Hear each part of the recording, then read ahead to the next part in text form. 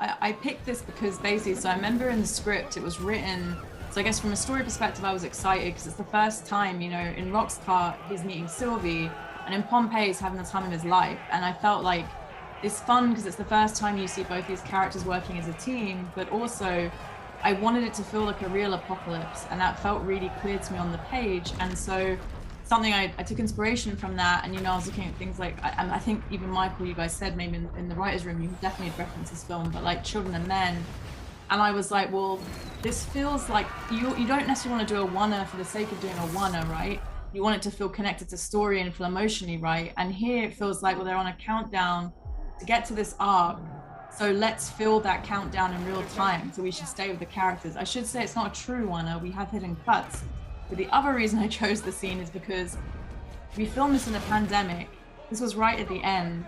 And I think in terms of like all our team, like camera, special effects, stunts, like our acting department, like, everyone, I feel like we've always spoke about the ambition of the show, but I always felt like this is a showcase. Like, I'm so proud that we got to pull this off because, we put it right at the end of our schedule because we didn't know, like, how can we do this safely and make sure we can do this in a way where everyone can do their jobs well, but, we're not running any risk because the amount of people we have, obviously, even just in our background, is a lot during a time of COVID. So yeah, I was just so proud of it. And it was really exciting seeing it come to life as well with the effects. And then Kazra built this beautiful set that you could just walk around. The set was amazing.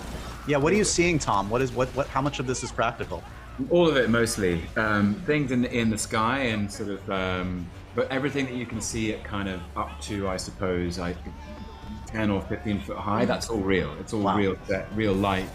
I remember the camera was on a 4x4 kind of vehicle so that it could accelerate ahead of it so we could sprint. I love that moment, Loki using telekinesis and expanding the lexicon of his magical power. But it took a huge amount of choreography from myself and Sophia. We really had to synchronize watches and be fighting side by side, almost in a kind of mirror image. Right. Well, I was gonna say thematically, that's why it works too. It's like for the first time, the two of them together, like fighting for the same cause.